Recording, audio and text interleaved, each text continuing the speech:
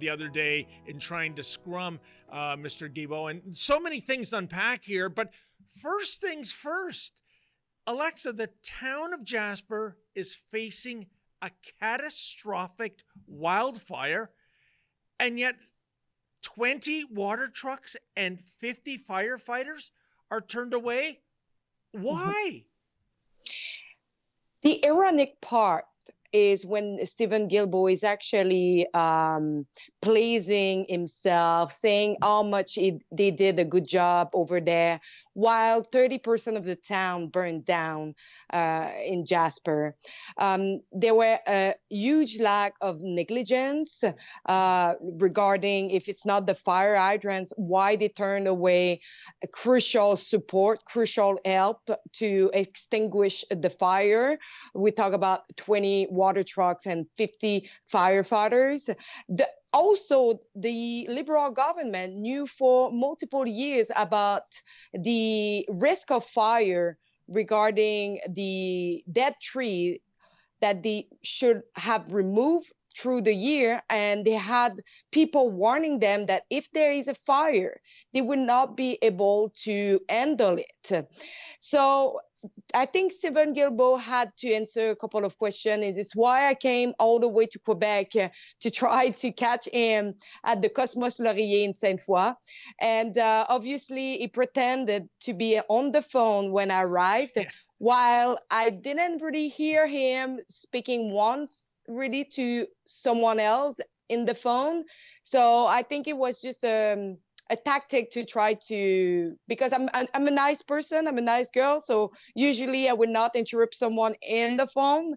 So, but this time I was like, it's sure that he's pretending to be on the phone, so I need to continue to ask my question. And why I choose English is because the people who want answer about the fire live in the West Coast, and those people are English Canadian, and they have to have answer and accountability from those politicians. But in the video, you will see, if you watch it already or not, Mr. Guilbeault answered me. The only thing that he answered me at the beginning was, we are in Quebec, so you can speak in French. But while I changed in French, he didn't answer anyway. And you know, Alexa, I'm going to throw to the clip of you scrumming Mr. Guilbeault in a second, but I just want to get back to what might have been the unspoken reason why 20 water trucks and 50 firefighters were turned away when they were crucially needed. And as you mentioned in your report, there was adaptability issues with the fire hydrants there. And the way I look into it, and please tell me if I'm going down the wrong path here, Alexa, I think they didn't want those firefighters to find out that there were compatibility issues, that they couldn't hook up to the hydrants. But what an incredibly flawed strategy, because all of this came out in the inquiry anyways. What say you?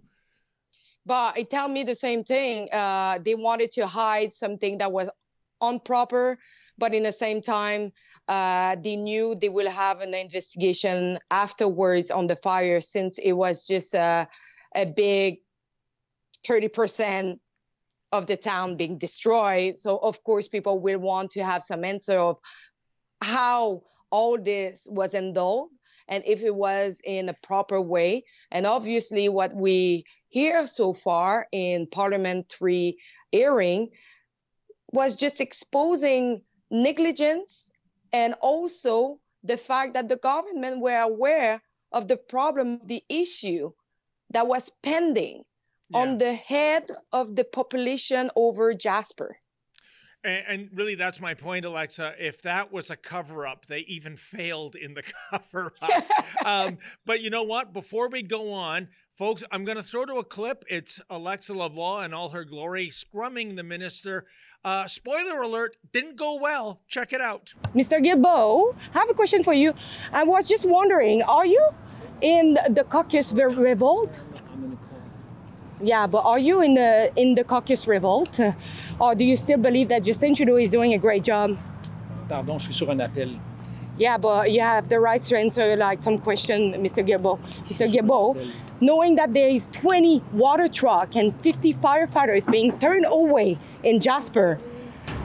Mr. Guilbeault, you have to answer. We know now that 20 water truck and 50 firefighters were turned away in Jasper. Was that to hide the improper fire hydrant in the town site? If not, can you explain why they were turned away, Mr. Guilbeault? Mr. Guilbeault, you worked for a company for 10 years as an advisor, and you still have share on it.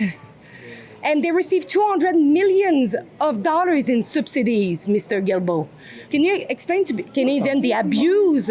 Can you explain to Canadians the abuse of taxpayer money? OK, pouvez-vous expliquer aux Canadiens, Monsieur Guilbeault, l'abus de l'utilisation de l'argent des contribuables pour le donner à vos compagnies comme Circle Capital, qui vous avez donné 200 millions de dollars en subvention?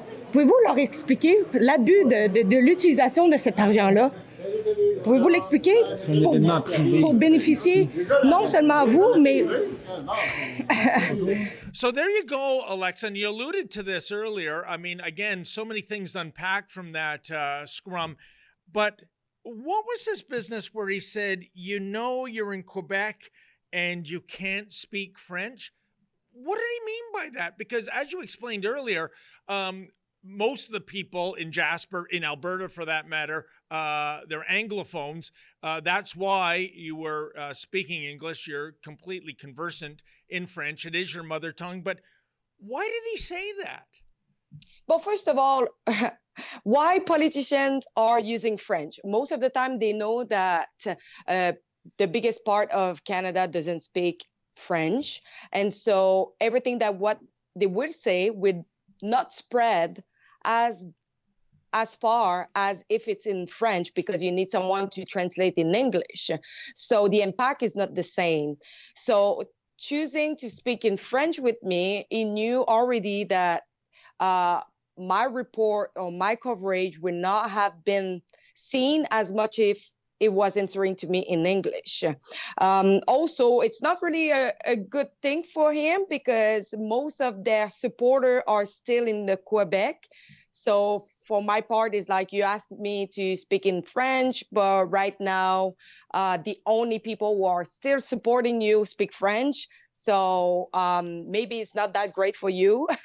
But when I arrived among their supporters, first of all, there were not many. I would say that if there were 20 of them, but I think it was way empty. Oh, that was empty. By the way, when I entered, the first couple of tables was not part of the event. It was really on the back of the restaurant. Okay. Wait a minute. You mean they didn't even rent the whole facility? No, just the back of the restaurant where like you used to have like private event. Wow. But I arrived there. I was like, oh my God, most of the place is empty. There is almost no people here. And I was like, keeping asking my question among all those supporters. And at the end, I saw Steven Guilbeault was looking at me with like killing eyes, saying like, I should probably go.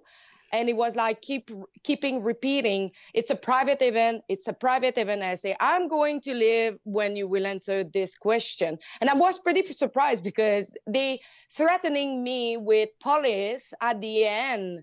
But at the beginning, nobody tried to stop me or make me go away or try to ask me to leave until really at the end where I was really facing Steven Guilbeault.